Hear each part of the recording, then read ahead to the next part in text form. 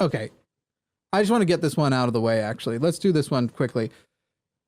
Jackie in Mississippi. Jackie, how are you? I'm doing well. How about you? I'm fine. Jackie, do you know who I am? Are you familiar with me at all? I know who We've you talked are. once. Okay. And generally, well, that this channel, are you aware that I'm not trying to brag. I'm not trying to like establish anything, but you know that the line is my baby, if you will, that this is my channel and I run the stuff here. Yeah. I broadly know you. To my understanding, you're like some weird, not weird, not in that sense, but you're like a political commentator. Sure. Anyway, so the point is here that we're probably gonna have your discussion, but Jackie, I'm sorry. In monitoring what's going on here on the line and in monitoring what's going on with your calls, we have to have a little bit of a heart to heart. You know what I'm gonna call this, Jackie? You, Paul, and I are gonna have a little bit of a come to Jesus, metaphorically. Jackie, if we're going to keep taking your calls, we need you to start recruiting us other Christian callers to call in. That's basically what I'm going to tell you. If you want to keep getting on the air, and here's my problem with you, Jackie, because I do have a problem with you. I'm afraid. I'm sorry to reveal it. You use us the way you're supposed to be using Google. You come up with an argument that is phrased that you like from Jordan Peterson or somebody of equal ridiculous sophistry, and then you bring it to us, and it seems to be that if you bring it to somebody and it's novel enough that they don't know what the fuck you're talking about because it is disguised in this flowery language. Don't finish. Please don't interrupt. Please don't interrupt. Sorry, wait, Jackie, are you telling me you're not the Jackie I'm thinking of? I'm Jackie from Mississippi. I'm a theist. Okay, then, yes. Okay, stop for a moment and let me finish, and then I'll give you a chance to respond. And what you end up doing is you go and you do your Googling, you find the one you want, and you go, okay, I have argument A, and I don't know whether argument A is good or not, so I'm going to go test it on the line. When what you should be doing, Jackie, is going, if I can Google argument A, I can Google the refutation of argument A. And I should call in once I've gone argument, refutation, refutation of the refutation, refutation of the refutation of the refutation. And I can wait until I have a solid spot where I go, okay, I have now read so much of the for and the opposing that I could make either side of the argument myself, but I think this side is the correct side. And that's when you should call in, because I've reviewed your calls. And the thing that's really frustrating, Jackie, is you get multiple types of calls, but you can even get in a call with, like, for example, Dr. Aaron Adair, who owned you back and forth all the way to London town. And then last time you called me, you tried to pull the philosophy boy bullshit of, well, it depends what true means. And you say things like, I reject the idea that time is linear when asked about the nature of history and reality. You say these sort of bullshit concepts, and you're sort of a bullshit artist. So as we go into this conversation, I'm almost done. As we go into this conversation, understand that that's already who I think you are. That's already the tactics that I think you use. And if we are going to, after this call, continue to take your calls, it will be because you're at least doing us the solid, Jackie, of going and finding us other religious callers to call in and debate rather than have the same goddamn type of conversation with you. How many times have you called in now? 30 or 40? And seemingly, even though you've been corrected many times... Probably 10 times. Okay, let's say it's 10. I might have been being hyperbolic, but let's say it's 10. And seemingly, rather than you going, ooh, I was wrong on that, and here's how I've improved, you've gone, ooh, I was wrong with that. So I let go of that one, went and Googled and found a new one for you, rather than actually reflect on it. So now, Jackie, unless Paul has something he wants to add, I'm not sure if he's done this with you already or is familiar. Now, Jackie, I'm new to Jackie. You can respond. Just to clarify, because you did misrepresent my view, I don't believe linear time is not real. I was arguing against the Hegelian notion of a dialectic understanding of time, but I do believe in linear time. Now, if you want the case I'm going to make today, and I've made different arguments over the course of my calling into the line, I'm basically going to be arguing the Neoplatonist doctrine that is put forward by Plotinus, makes most sense in line with the God of classical theism. So are you familiar with Plotinus? And is this the basis upon which you believe in God, this argument, or is it just an argument you like? An argument. So this is not the reason, this is not an argument that you actually anchor your belief in God on, correct? It's not essential. Great, get rid of it and do one that is. I don't care about, here's one I want to, here's the thing. If it is not one that your actual belief is, it is Jackie, part of my belief. Well, the one that hinges you on. just said it's non-essential. It does not anchor on it. It's just one that you like. Go with the one it anchors to. One of many. Go with your anchored belief. I'm not doing, actually, before we do that, Jackie, hey, if I say to you, is it true? What am I asking? You're asking me, is it true? And there are different definitions philosophers have used. No. If I, in a conversation with a person, all right, so if you make a claim and I say, but is that claim true? What am I asking you? Don't just say you're asking, is it true? Ask what I mean. I don't know what your metaphysical or epistemological system is, so I don't know. See, Jackie, this is why talking to you is nonsense. Because clearly, in a non-formal conversation where we're calling in and we're having a chat, we're going to be operating in the world of the colloquial. And if I say, "Is it true?" like when I hung up on you last time you called in, and instead of answering, just went, "Depends on what true means." I am asking whether or not the belief you are professing comports with reality, if you need to dress it up with language. So now that we know that, give us an argument that your belief actually is contingent upon, is actually anchored to. So the argument I came in with is basically Plotinus, who is a Neoplatonic. What did I just tell you? Who muted him? I didn't mute Jackie. I didn't. Nope, not on this end. Literally, all our hands were off the... Jackie, are you there? Yes, I'm here. Okay, well, your audio cut out. Now, before you start again, recall that we already said we're not going with your hobby arguments. We're not going with the argument of, oh, I like this one. You're going to present an argument for why you believe in a God that your belief actually anchors to. Otherwise, we can do it a different way and get a bit Socratic, since you like the philosophy boy I speak. think there are multiple reasons I believe in God. You're asking which God do you believe in? The God of the Abrahamic religions, particularly the non-Islamic ones.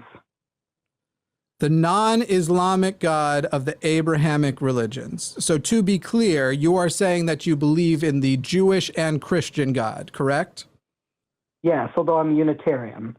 Okay, and so while they claim a similar origin, first of all, I would take issue with you are claiming that they are the same God, because if you believe in the messianic prophecy as being fulfilled, the God the Jews believe in did not fulfill that prophecy while the Christians did. This is sort of like when people use that bullshit, we were founded on Judeo-Christian values, which is not a concept that actually exists, and it's a way of trying to include the Jews, try and act like we've not been a historically anti-Semitic sack of crap, when in reality there isn't a Judeo element to these values that they're advocating for. So it seems to me what you actually mean, and correct me if I'm wrong, you believe in the non-Islamic and non-Jewish God, except for that you do believe that the God of the Old Testament, of the old Jews, did evolve into the Christian God, but the current God that the Jews are worshiping, which is a God that did not fulfill any messianic prophecies, you do not believe in, correct? I really don't care about the specifics here. You could just answer correct. You could just actually participate. Okay, great. So tell me, incorrect. You do believe in the current day Jewish God, which has not fulfilled messianic prophecies. I'm not convinced Jesus is the Messiah ben David. Great. So then you do believe in the Christian God too, as well, right? No, but I feel Christians worship the same God I do. You understand that the argument we just did, if you just flip it, But anyway, It's none the of this same is thing in relevant to my reverse. argument. Jackie, I've thrown out your argument. I don't care about the argument. I'm getting into the core of which God you believe in and why you believe in it, instead of this silly, here's a little pet project. I Googled it this week. And as I didn't bother to Google any refutations of it or engage in the place that this would actually be interesting, I called into a conversational show to try and show off to the audience all of the philosophy words I spoke this week to see if I can trip the people up on the air and see if they actually can force themselves to give a fuck, when in reality, these philosophy boy conversations are essentially exercises in sniffing one's own farts and hoping that those farts can gain enough mass to liquefy into a wine glass so we can pump them down our gullet. That's what I think of your conversations, Jackie. So if you want to continue with your philosophy boy version of it, the r/I am so smart, call in a different day and do it with somebody who gives a fuck. But if you want to stay on the phone with me, you're going to go through my line of questioning again, unless Paul goes, okay, no, I really want to talk to a Jordan Peterson sophist baby. Go on. I believe in the God that Noahides and Orthodox Jews believe in. If you don't know who Noahides are, you can look it up. Great. Thank you for the permission to look it up. And the expression that actually what you just said I was going to do, Jimmy, which is try to come up with words or concepts that I'm hoping are gaps in your knowledge and then intellectually condescend to you. It's how long did it take you? 9 seconds? Well done. Well done, Jackie. Great. You believe in the Orthodox Jewish God. Yes. You do not believe that Jesus Christ was resurrected. Nope. Great. You love Jordan Peterson. Go on. I think Why do you? He has some intelligent points. I think I disagree with him on some things. Do you believe that the story of Moses and the Exodus is a literal story and an account from the actual history of our world? That it is true and that it comports with reality, and that if we rewound the days, we would rewind back far enough, we would meet Moses and his merry band of ocean-walking Jews? I believe the Exodus was a historical event. You do believe the Exodus was a historical event. Great. Do you believe that the global flood happened? No. Hey, that's sweet. Where do you believe the story of Noah comes from? I believe the book of Genesis contains a lot of metaphor and allegory and meta-truths that are not necessarily literally true in the sort of fundamental, well, not even fundamentalist, the literalist sense. But I do believe. Do you believe that God inspired the writer of Genesis to write the global flood story, or do you believe that it was adopted from a different religious tradition and adapted for the Jews? I believe the entire Torah, both written and oral Torah, were given to Moses at Mount Sinai, and I believe it represents either metaphorical truth or literal truth, depending on which book of the Torah. Which books are metaphor? Not all of it, but a large amount of the book of Genesis I consider to be metaphorical, or at least not plain face reading. And how do you know when it is metaphorical versus when it is literal? I go by what Orthodox Jewish theologians, how Orthodox Jewish theologians throughout history have interpreted the Tanakh. Got it. You let other people determine it, is what you're saying. And how do they determine it? Well, most of them would go to sources in the Talmud or Kabbalah, depending on their strain of Orthodox Judaism. And some of them create their own interpretations. Right. So how you've just said they're looking at other documents, and do those documents designate these verses were metaphorical versus these verses were literal? Yeah, there are some discussions like that in the Talmud. In the Talmud says, for example, that the 6-day creation, or we'll just say Noah's flood, was metaphorical. No, but the Talmud does offer some interpretation. So the Talmud doesn't. Where do you get that Noah's flood was a metaphor, if not the Talmud? I've heard some Orthodox Jewish people I know who say that is an acceptable belief. So to be clear, your belief that it is metaphorical is essentially just a choice of this is the one that makes the most sense to me, correct? Something to that effect. Not evidentiary. So if a scholar, for example, were to tell you the story was not written as metaphor, your rebuttal would be not that you have evidence it was, but that you feel it was. Yeah. It's a case-by-case basis. We have to talk about a specific example of an event in the Bible that's described, how Orthodox Jewish theologians respond to that. You know, I'm not. I love it when people answer questions I didn't answer. They're like, you know what Jimmy wants is the question he wished he had answered. And then they go ahead and guess at what that question is. But we'll just go ahead and move on. Do you believe Adam and Eve literally existed? I believe the first two human beings who God referred to as Adam and Eve existed. How long ago?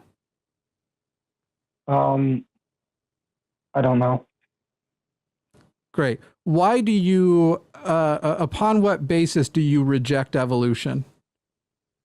I don't reject evolution. Yes, you do. You just did. You said that you believe there were two original human beings, and that's not how evolution works. And if you were to understand evolution, you would know that that's not how it works. So there definitely was not two original human beings. Even if you want to go with concepts like mitochondrial Eve, she wasn't married to mitochondrial Adam. So I ask again, if you believe Adam and Eve were the original human beings and that there was two original human beings before any other human beings, why do you reject the theory of evolution? Well, I believe Adam and Eve were the first two human beings, but I don't believe evolution in a broader sense of like animals and humans adapt to their environment over time is false, and I don't believe in a young Earth. I believe there was some point in designated time that God created two human beings and designated them Adam and Eve.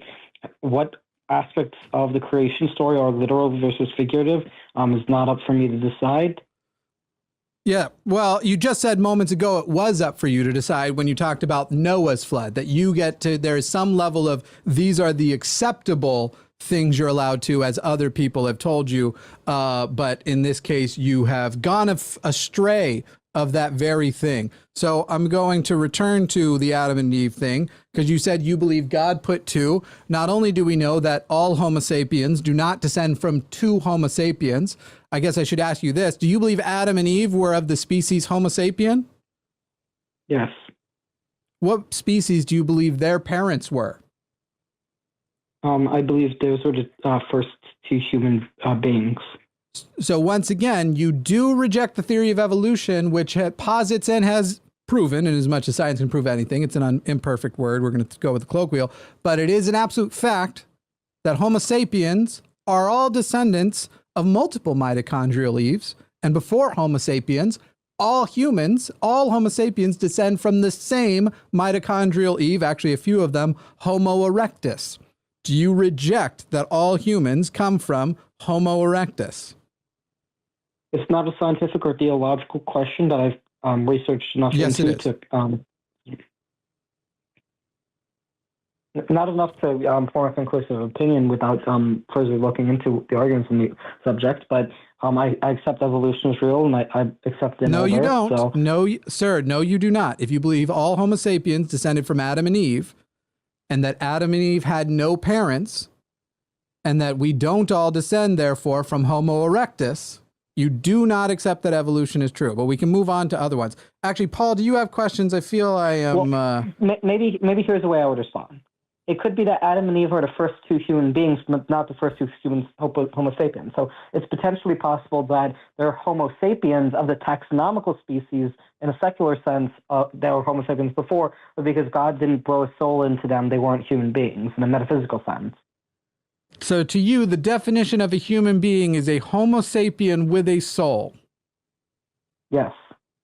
So you're positing that perhaps the alternative is that, in fact, which you already said a contradictory thing to this, Adam and Eve did have parents, and that those parents were Homo sapiens who were not extended the grace of God, despite the fact that if they are Homo sapiens, they would have also been born with in the image of God. They would have been made in the image of God, and would have had understanding, would have had emotions, would have had, because there's no point in history that Homo sapiens did not have our advanced level of brains, right? Our brains are evolving, but not to that level. And in fact, species prior to them, there are signs of had higher levels of intelligence and did things that were ritual, and one might even argue religious in appearance. So how are you going to reconcile all that together there, buddy, since it already contradicts something you said earlier? You're asking me a lot of loaded, very specific questions that you're expecting. I know. It's so annoying when a person I'm trying to have a conversation on the phone with doesn't allow me to go down the silly routes and forces me to show the inconsistencies in my understanding of something, rather than let me go down some pre-scripted sort of argument that I want to have, that I think because of the novelty of the argument and their ignorance of it, it'll make them look dumb, even if it's really just a matter of they haven't thought about it before. Jackie, wouldn't that just frustrate the hell out of you? You're assuming a lot about my intention here. I'm here to I know I am. But would that frustrate you, Jackie? It does frustrate me that you derailed what my intention was. I know. I already told you earlier I wasn't going to do that one, that you could call in another time if you were insisting that that was the only thing you were going to talk on. Jackie, what I've done here is purposeful. You have called in many times and insisted essentially on control of the conversation and tried I have this a specific topic I want to talk about. Jordan Peterson-esque tactic. And what I have done is shown that when you actually strip you down to the basics, talk one-to-one, human to human, on very basic things, the amount of hypocrisy, self-contradiction, and nonsensical arguments present in your belief are vast. But now, Jackie, I will see if Paul wants to have a bit go back and forth with you. But otherwise, I'm good and ready to move on. And Jackie, from your own complaints, it sounds like you aren't interested in chatting with me anymore anyway. So let's see if Paul's interested. I was recently told that I have no business talking about philosophy. So, Neoplatonism sounds like something that Christians tell me I have no business talking about. So we can probably move on. You can talk about it. Jackie said you can. No, I'm good. I was going to, correct that it wasn't mitochondrial atom, that it was, chromosomal atom, but that's fine. There's true. No male DNA in the mitochondria, but that's the extent of my science knowledge. So very good. All right. Thanks, Jackie. Jackie, the original host of this did offer a little bit of advice. Yes, you can. You can have the parting words in a moment. The original host of this episode has a bit of parting advice himself, and I'd like to pass that on to you. Next time you have a specific topic you want to talk on the phone about, start your own show. If you want the reason, first of all, when it comes to biblical stuff, I believe part of it is literal and metaphorical, and which parts are not up for me to discern. You're asking me. You're conflating scientific and religious truth as if they're the same thing, and it's hard for me to answer. Just reveal the places where you had an opinion based on your religion on a scientific truth that is in conflict with reality. So if on the basis of your religion you say something defiant of science, oh yeah, Jackie, I'm going to bring that shit to the surface, because after this call, you're not going to go away like previous calls and be like, well, the fact that they weren't ready for this thing that I put in hours of prep for and they didn't, means I must be right or getting closer to right. And instead you're walking away clearly with hat in hand, if you're being remotely honest, and going, holy shit, I don't even know what the fuck I believe, because it turns out I say contradictory things. You have 15 seconds for a wrap up, Jackie. Wherever you are at the end of that 15 seconds, the phone call will end. First of all, I don't really get most of my philosophy from Jordan Peterson. So what philosophers do you think I should look into? Like Martin Heidegger, or 9, who do you think that? 10, 11, 12. That's a question. 13, 14, 15. Goodbye. If you want... I bet he hated that call. I'm sure I bet he fucking hated it. Hated it. I love where he got to the point, completely non-self-aware. It's like, no, I haven't looked into that. That's why I don't have an opinion. It was like, really? What? Oh my God. Truly, there's nothing more fun than exposing a person to themselves and what it's like to talk to themselves and then be like, well, I didn't like any of that. I mean, sorry. Then again, would I like hanging out with myself? Who fucking knows? Probably not. Hey, what's up? I'm glad you enjoyed that clip of people talking to each other. I'm Jimmy, and this is Eric. And well, we'd really love it if you would support us. Where can they support us, Eric? Where would they do that? I don't know, Jimmy, because I don't have the notes on me right now. This is but too I think it's long. The outros have to be short. Patreon.com/call the line.